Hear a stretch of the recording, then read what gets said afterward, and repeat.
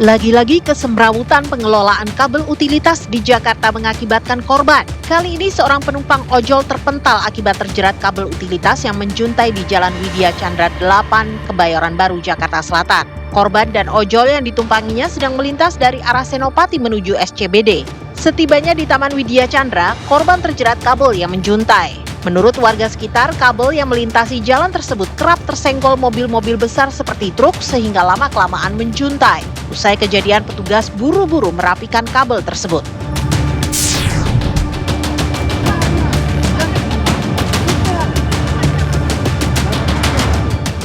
Penganiayaan terhadap anak menghebohkan media sosial. Seorang lelaki disabilitas tertangkap kamera menganiaya seorang anak yang disebutnya sebagai anak pungut. Penganiayaan mengakibatkan korban menderita luka di telinga kanan. Korban tak sanggup menahan sakit hingga terus menangis. Warga langsung memberikan pertolongan, sementara polisi menangkap penganiaya.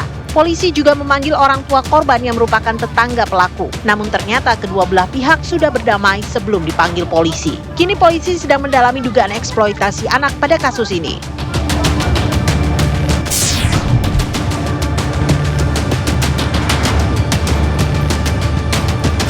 Polisi menggelar rekonstruksi pembantaian terhadap seorang anak di wilayah Kota Baru, Yogyakarta. 21 adegan diperagakan di halaman tengah Mapolresta Yogyakarta. Korban tewas setelah dibacok pelaku pada dada kanan. Pembantaian ini terjadi sebulan lalu oleh geng sekolah. 3 anggota geng ditangkap saat bersembunyi di Cilacap, Jawa Tengah. Saat ini masih ada sejumlah pelaku yang buron dan peran mereka digantikan pemeran pengganti pada rekonstruksi ini.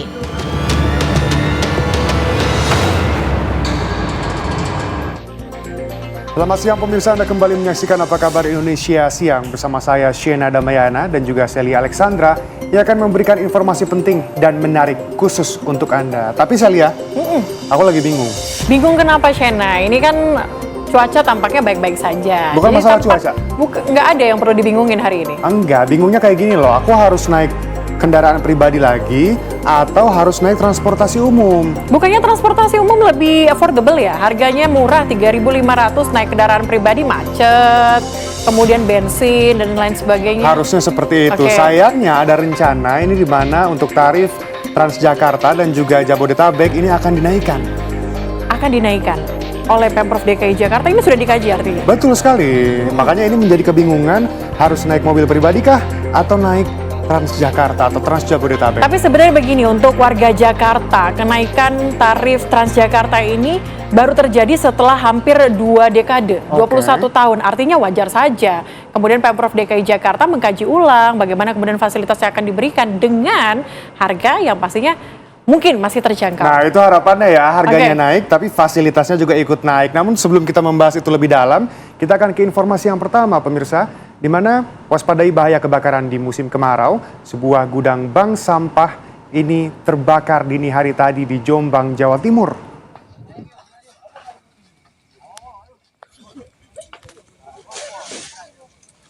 Gudang bank sampah ini milik Makmur Karya Mandiri. Warga panik dan berupaya memadamkan api dengan peralatan seadanya. Diduga kebakaran diakibatkan pembakaran sampah di samping gudang. Petugas damkar bergerak cepat dan berhasil memadamkan api 1 jam kemudian. Tempat pembuangan sampah TPA sudah merangkap ke fasilitas umum.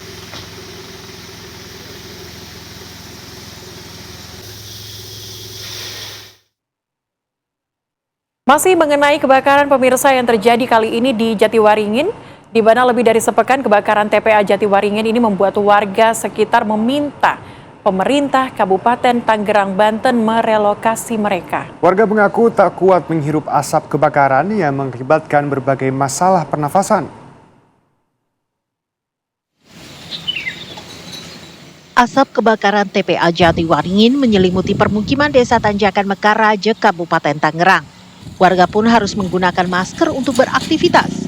Sebenarnya warga tak kuat menghadapi asap kebakaran yang mengakibatkan mereka sakit ini. Namun mereka tidak bisa berlama-lama diam di pengungsian. Karena itu warga meminta relokasi sebagai solusi. Tak cuma karena rawan kebakaran saat musim kemarau. Di musim hujan pun TPA Jatiwaringin mengakibatkan polusi bau yang menyengat dan serbuan lalat. keinginan saya ya pribadi nih, setidaknya ada kompensasi kalau tidak ada penggusuran gitu. Kalau tidak ada kompensasi, mending digusur. Itu kan kayak terlalu dekat sama pemukiman warga. Satu kalau lagi musim kemarau kan pembakaran pasti asapnya banyak. Terus kalau musim hujan tuh pasti selalu ada lalat kan, lalat, bau. Kalau bau mah pasti ya. Ya, pengennya gitu aja. Seberapa dekat sih Bu? Perkiraan jaraknya ada 100 meter kah 50 meter? 100 meter kayaknya ada sih. Tapi emang berdampak langsung ya? Iya, soalnya dia itu pembatas kayak cuman tembok doang. Kepala Desa Tanjakan Mekar setuju jika pemerintah merelokasi warga. Memang itu rencana pemerintah termasuk bupati, termasuk camat, kami musyawarahkan. Karena tidak ada solusi selain kita relokasi tempat dan yang kira-kira layak untuk warga RT 14, khususnya warga Desa Tanjakan Mekar. Di RT 14 itu ada berapa kakak? Kalau di RT 14 sekitar 150 kakak. Itu yang masuk dalam lokus untuk relokasi? Betul, itu lokus untuk relokasi. Saat ini upaya pemadaman TPA Jatiwaringin masih dilakukan baik melalui darat maupun waterbombing dari udara. Dari Kabupaten Tangerang, Banten, Kusnaidi TV One mengabarkan. Kita beralih ke kabar lainnya pemirsa, di mana seorang bocah 9 tahun di Kabupaten Bekasi, Jawa Barat terkena peluru nyasar di bagian dada sebelah kanan saat sedang bermain di halaman rumahnya.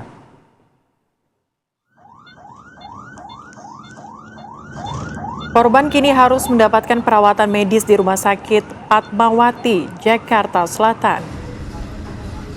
Saat kejadian tidak terdengar keributan maupun tanda-tanda mencurigakan. Tiba-tiba korban berteriak kesakitan setelah dadanya terkena proyektil yang diduga berasal dari senapan angin. Korban sempat dilarikan ke rumah sakit terdekat sebelum akhirnya dirujuk ke Rumah Sakit Fatmawati, Jakarta Selatan. Hingga kini, Alika masih menjalani operasi untuk mengangkat proyektil yang bersarang di bagian dadanya.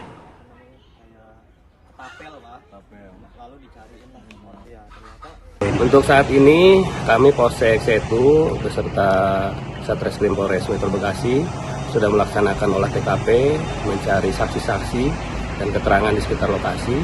Di mana sudah ada 6 orang yang diminta keterangan, yaitu 3 anak rekan korban, kemudian 1 ibu-ibu sekitar lokasi, Pak RT dan Pak RW. Dugaan sementara itu peluru apa sih? Untuk sementara dugaan dari senapan angin. Jadi senapan angin ini emang ada aturannya ya, yang diatur oleh peraturan Kapolri terkait dengan penggunaan senjata api ini, karena termasuk senjata api dalam kategori untuk hobi, dalam hal ini adalah senapan angin. Pemirsa, tragedi memilukan terjadi menimpa seorang santri di Lombok Tengah, Nusa Tenggara Barat yang meninggal dunia. Di mana pemirsa, sementara 2 santri lainnya ini mengalami luka bakar berat setelah dibakar oleh rekannya sendiri. Kasus bergulir ke ranah hukum setelah keluarga menilai pihak pesantren berupaya meredam peristiwa itu.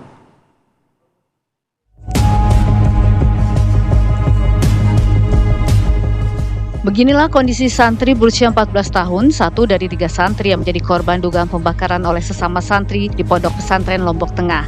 Kondisinya lumpuh dan masih memerlukan penanganan intensif. Menurut keterangan keluarga, peristiwa yang terjadi akhir tahun lalu diduga berawal dari aksi perundungan yang dilakukan oleh seorang kakak kelas mereka berinisial R. Setelah tindakan itu dilaporkan kepada pihak pondok, karena dendam, ketiga santri diduga diajak ke sebuah ruangan kosong dan dibakar menggunakan api yang berasal dari gurungan sampah yang telah disulut.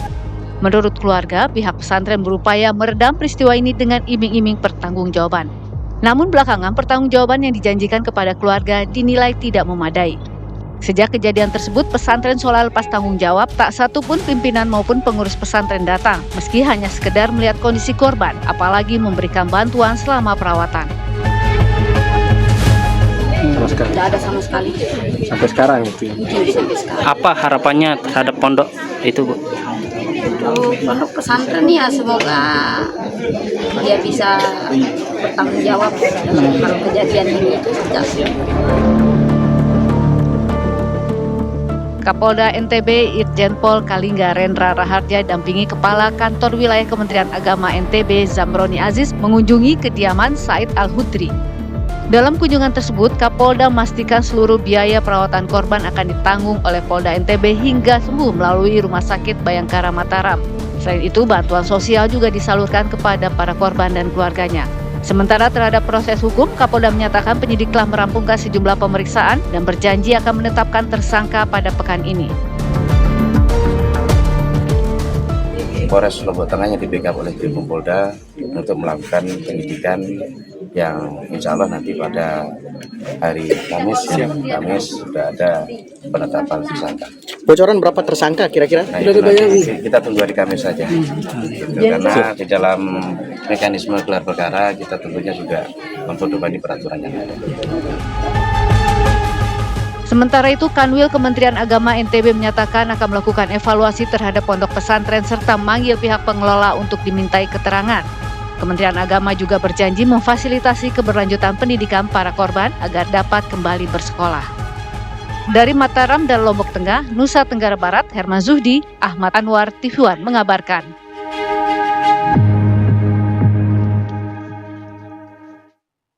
Peternak ayam marah-marah pemirsa. Harga telur ayam terus turun dan mengakibatkan para peternak hingga pedagang menjerit di berbagai daerah.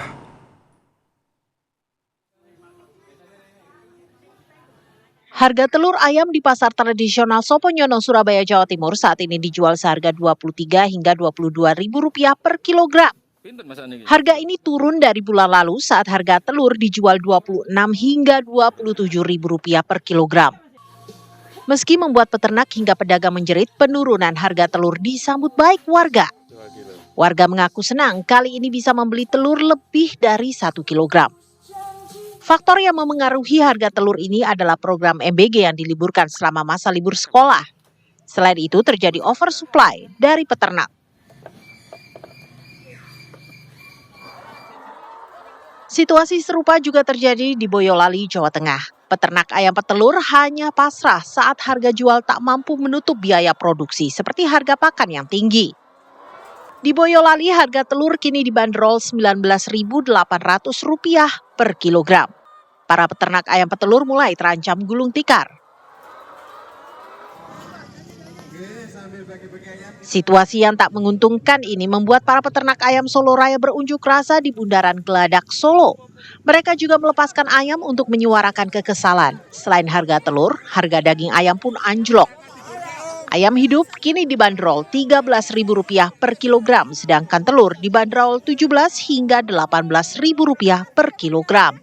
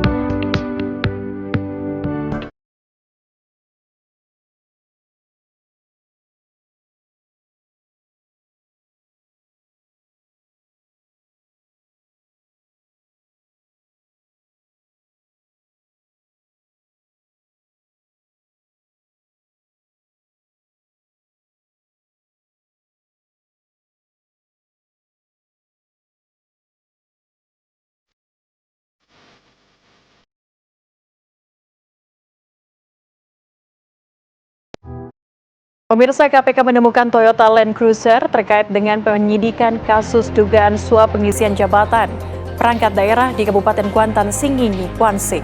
Usai jeda, kami akan hadirkan informasi lengkapnya untuk Anda. Tetaplah bersama kami.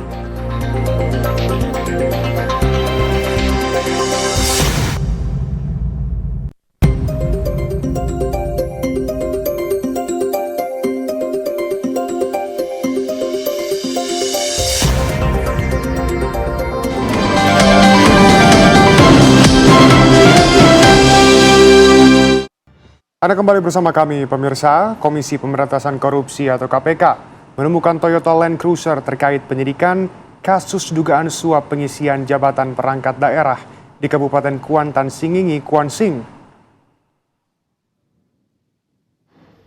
Dalam lanjutan penyidikan perkara terkait dengan dugaan suap di Kabupaten Kuansing, sejak hari Sabtu kemarin, penyidik melakukan kegiatan penggeledahan di sejumlah titik.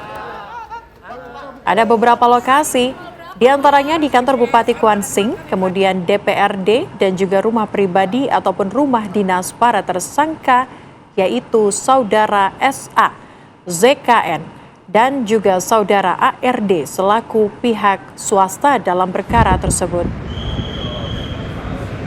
Penyidik KPK juga menemukan barang bukti berupa Toyota Land Cruiser LC 300 tahun 2023 yang merupakan barang bukti pemberian suap dari tersangka ZKN kepada tersangka SA. Budi menyebutkan mobil senilai miliaran ini sebelumnya diduga disembunyikan di salah satu gudang tempat penitipan kendaraan di Pematang, Siantar.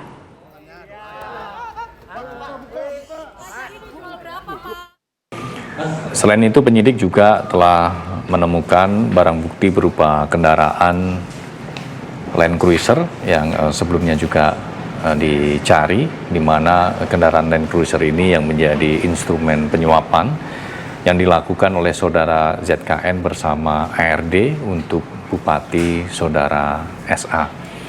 Kemudian kendaraan tersebut saat ini sudah dalam perjalanan untuk dibawa ke Jakarta. Tentu kendaraan ini menjadi salah satu barang bukti untuk memperkuat bukti-bukti lain yang sudah didapatkan dalam perkara ini. Pemirsa, kini kita bergabung bersama dengan rekan kami Nadila Saleh yang berada di Gedung Merah Putih KPK. Nadila, bagaimana kemudian perkembangan pemeriksaan atas kasus yang menjerat Bupati Kuansing saat ini? Baik, saya dan juga rekan-rekan di studio dan pemirsa di rumah sampai dengan saat ini tentu penyidik dari KPK masih terus mendalami dan menelusuri dugaan korupsi yang menyeret Bupati nonaktif Kuansing yang memang telah ditetapkan sebagai tersangka dan ditahan di Rutan Merah Putih KPK sejak tanggal 1 Juli 2026 kemarin bersama dengan 2 tersangka lainnya. Memang pada hari ini di Gedung Merah Putih KPK kami belum mendapatkan informasi terbaru baik dari pihak penyidik maupun dari juru bicara KPK mengenai perkembangan kasus ini. Namun jika kita melihat bagaimana Celia,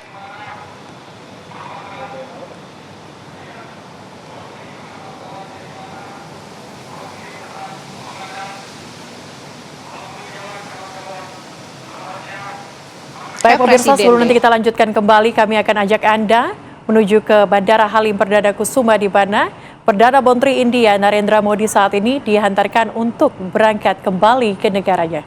Berikut ini.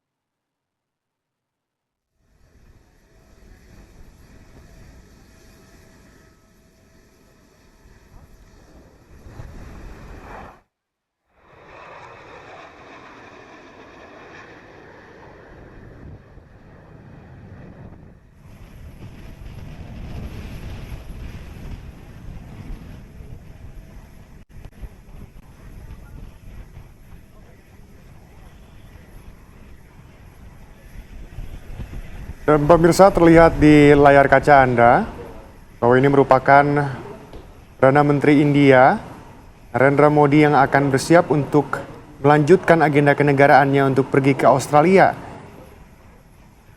Diantar langsung oleh Presiden Prabowo Subianto, Celia. Betul, dan kita tahu bahwa Narendra Modi ataupun merupakan Perdana Menteri dari India ini berkunjung ke Indonesia di dua lokasi di Jakarta dan juga Yogyakarta, khususnya mengunjungi Candi Prambanan, yang kemudian didampingi oleh Presiden Prabowo Subianto dalam lawatannya dari tanggal 6 sampai dengan tanggal 8 Juli 2026. Ada sejumlah poin-poin menarik kemudian yang dibahas oleh keduanya, termasuk poin kesepakatan jalur perdagangan dan juga ekonomi. Shena. Betul sekali.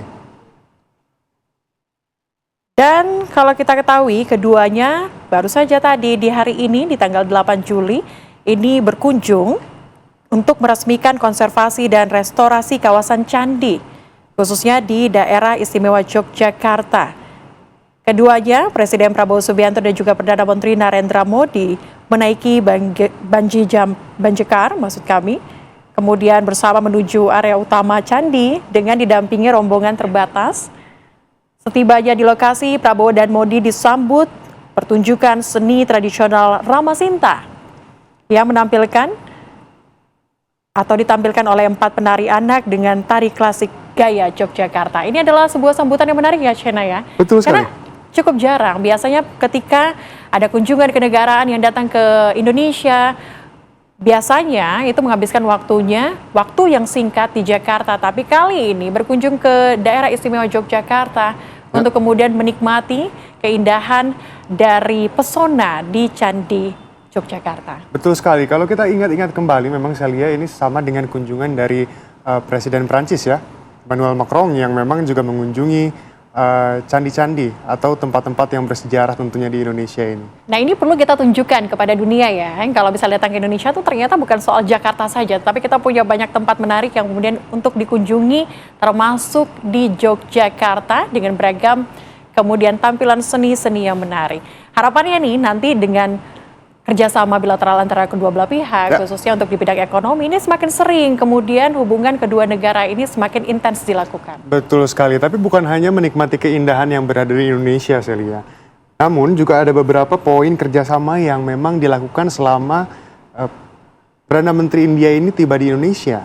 Beberapa di antaranya ini adalah dalam pertahanan, yaitu penguatan kerjasama militer, termasuk kesepakatan pembelian sistem persenjataan atau rudal dari India, lalu juga ada ekonomi dan keuangan, di mana integrasi sistem pembayaran lintas negara untuk meningkatkan efisiensi transaksi dan ketahanan sektor keuangan. Nah, di samping itu, pembahasan antara kedua belah pihak ini juga membahas terkait dengan program populis Presiden Prabowo Subianto, yakni makan bergizi gratis. Perdana Menteri India, Narendra Modi ini mengungkap bahwa Indonesia dan India ini sepakat untuk meningkatkan kerjasama dalam beberapa sektor termasuk program makan bergizi gratis.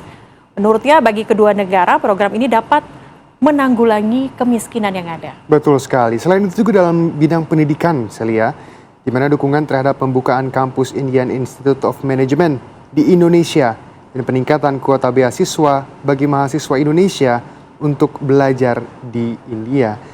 Belum selesai sampai di situ saja, juga ada dalam bidang diplomasi budaya, yaitu restorasi kompleks Candi Prambanan dan penetapan tahun 2026 dan 2027 sebagai tahun Tagore Dewantara.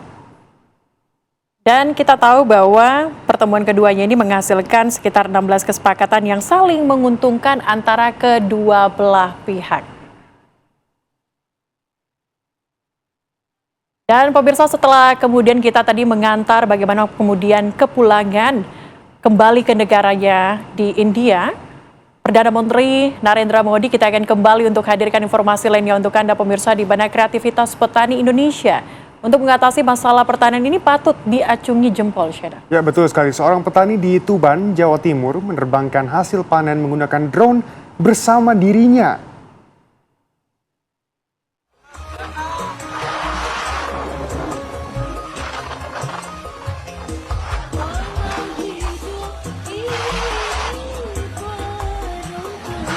Aksi yang dilakukan Daiman ini sebenarnya berbahaya karena drone yang digunakan untuk membawanya terbang bukanlah angkutan untuk manusia.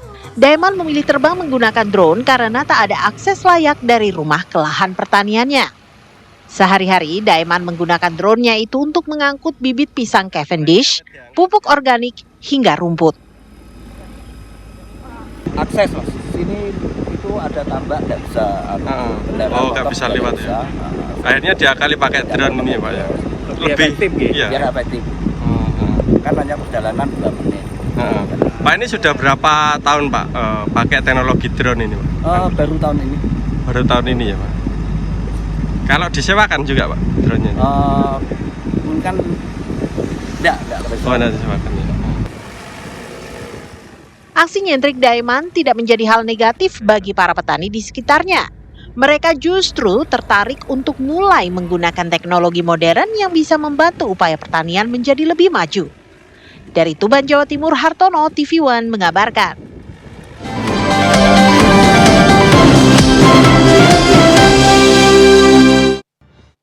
Anda kembali bersama dengan kami di Apa Kabar Indonesia Siang pemirsa. Siap-siap merogoh kocek lebih dalam nih karena Gubernur DKI Jakarta Pramono Anung mengaku menerima sejumlah usulan dari Dewan Transportasi Kota Jakarta atau DTKJ terkait dengan penyesuaian tarif bus Trans Jabodetabek termasuk skema tarif berlangganan untuk koridor-koridor yang padat. Pramono menegaskan Pemprov DKI akan segera mengkaji untuk mengambil keputusan.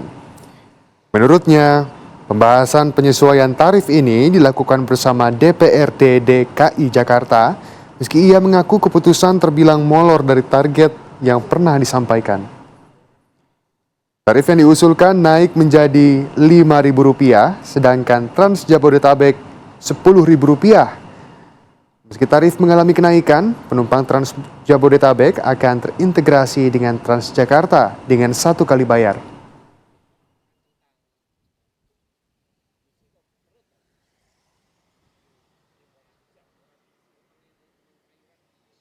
Usulan dari Dewan Transportasi tentunya segera akan dikaji oleh pemerintah DKI Jakarta. Saya sudah mendapatkan usulan tersebut, nanti kami bahas dan segera memang harus diambil keputusan terutama untuk Trans Jabodetabek yang ke bandara yang pada waktu itu saya janjikan dalam waktu 3 bulan akan kita umumkan. Ini sudah lebih dari 3 bulan sehingga sekarang ini memang kita juga sedang membahas dengan DPRD Provinsi DKI Jakarta mengenai hal tersebut.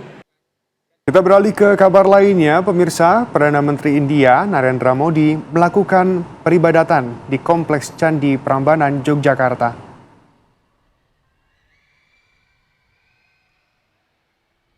Presiden Prabowo Subianto juga memiliki agenda di sana, tak hanya mendampingi PM Modi, namun juga akan meresmikan proyek konservasi Candi Prambanan. Sebelumnya PM Modi mengatakan bahwa Candi Prambanan merupakan simbol ikatan budaya yang dimiliki Indonesia dan India, sehingga kedua negara sepakat melakukan kerjasama dalam upaya restorasi kompleks bersejarah tersebut. Restorasi dan upaya konservasi ini akan dilakukan pemerintah Indonesia dan Archaeological Survey of India.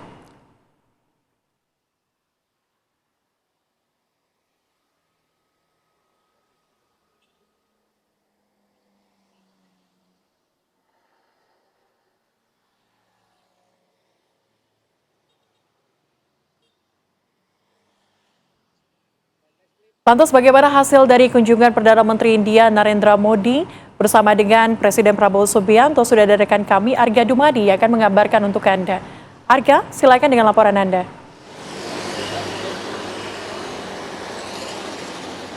Ya, pemirsa, betul sekali seperti dikabarkan bahwa pada siang hari ini Presiden Prabowo Subianto dan juga Perdana Menteri India Narendra Modi ini berkunjung ke Candi Prambanan yang merupakan situs warisan cagar budaya dunia yang sudah ditetapkan oleh UNESCO sejak tahun 1991, di mana keduanya ini tadi tiba sekitar pukul 12 siang dan langsung disambut oleh Menteri Kebudayaan Fadlizon, yang mana ini juga merupakan kelanjutan dari kerjasama restorasi di antara kedua negara yang berlangsung sekitar 10 tahun, yaitu dari tahun 2026 hingga tahun 2036. Yang mana memang dari restorasi ini diharapkan nanti akan mewujudkan konservasi dari Candi Prambanan ini sendiri, yang memang fokusnya ini utamanya adalah pada 200 candi perwara atau candi pendukung. Dan kemudian juga diharapkan dengan adanya kerjasama ini, perwujudan dari konservasi ini sendiri bisa segera dilakukan dan juga dilakukan dokumentasi terhadap situs-situs yang ada di Candi Prambanan ini, mengingat bahwa Candi Prambanan ini merupakan salah satu candi terbesar yang ada di Asia, khususnya adalah di Asia Tenggara. Dan tadi Presiden Prabowo Subianto dan juga Perdana Menteri India ini sempat bertemu juga dengan umat Hindu yang beribadah di Candi Prambanan. Mereka menyapa umat Hindu yang sedang beribadah dan kemudian tadi juga sempat berfoto dengan latar belakang Candi Prambanan. Dan khusus untuk hari ini memang mengingat adanya kunjungan dari Presiden Prabowo Subianto dan juga Perdana Menteri Modi ini, maka memang ada sejumlah titik yang tidak dapat dimasuki oleh wisatawan. Namun ini hanya bersifat sementara saja. Untuk sementara demikian, kembali ke Jakarta. Ya, informasi lengkap dari Arga Dumadi. Terima kasih, selamat kembali bertugas. Dan pemirsa, kami harus jeda terlebih dahulu, di mana usai jeda kami akan hadirkan informasi terkait dengan lapangan sepak bola Kobra di Kelurahan Rawabadak Selatan, Kecamatan Koja, Jakarta Utara, yang kini kondisinya memprihatinkan. Seperti apa informasinya usai jeda, tetaplah bersama kami.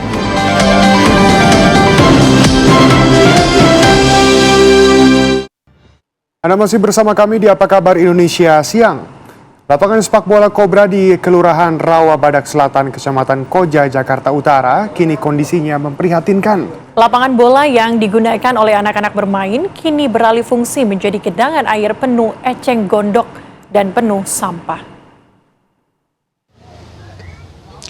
Ya baik, selamat siang pemirsa. Di belakang saya ini merupakan lapangan sepak bola yang sudah lama ini berubah menjadi genangan air ataupun danau yang kini dipenuhi oleh eceng gondok, kemudian juga banyak sekali sampah yang berserakan di sini. Dan ada hal unik juga bahwa lapangan sepak bola yang ada di sini kini berubah menjadi tempat pemancingan warga sekitar. Tak hanya menimbulkan bau yang kurang sedap, namun juga tidak enak untuk dipandang mata. Tempat yang seharusnya menjadi tempat terbuka untuk warga untuk bermain bola ataupun untuk bermain bersama anak-anak mereka di sini kini berubah menjadi danau yang kemudian ini sudah tidak bisa dipakai dan kemudian diisi oleh eceng gondok maupun juga banyak sekali hewan-hewan yang mungkin berbahaya yang ada di sini dan membahayakan warga. Nah, kalau kami pantau di sekitar sini memang ini banyak sekali warga yang memang tinggal di sini. Kalau tadi saya sempat berbicara dengan warga yang di sini, ini ada sekitar 3 RW yang menempati daerah dari Kelurahan Rawabadak Selatan di Kecamatan Koja di daerah Jakarta Utara. Dan di sebelah saya ini merupakan balai warga RW 09 yang dimana ini merupakan tempat bagi warga untuk melakukan cek kesehatan. Nah, apabila di tempat Anda ada lapangan bola yang kini menjadi sebuah danau, ini pasti akan membuat kesehatan para warganya terancam. Nah, saya akan bertanya kepada salah satu warga, ini Bu RW di sini untuk bertanya bagaimana sih kekhawatiran warga terhadap lapangan sepak bola kini menjadi danau. Selamat siang, Ibu. Ibu boleh berdiri, Bu? Ibu namanya siapa, Bu? Ibu Iva.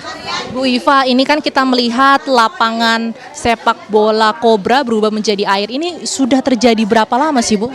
Cukup lama ya. Saya semenjak menikah itu tinggal di sini.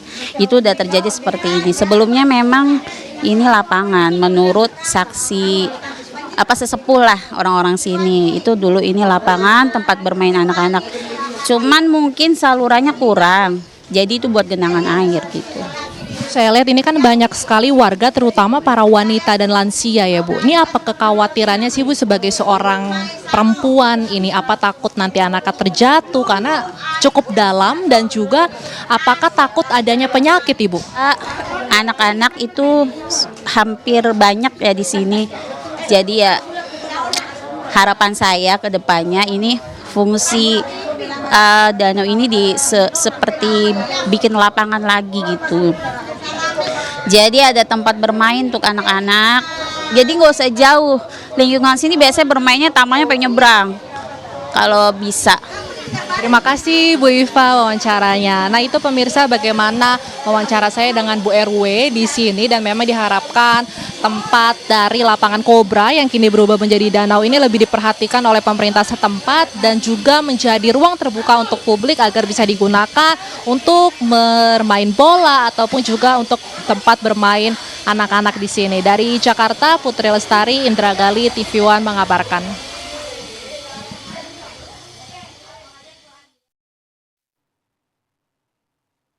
Dan pemirsa, kabar tersebut sekaligus menutup jumpa kita kali ini. Saya Shena Damayana. Dan saya Celia Alexandra, mewakili kru yang bertugas pamit undur diri. Terima kasih, sampai jumpa.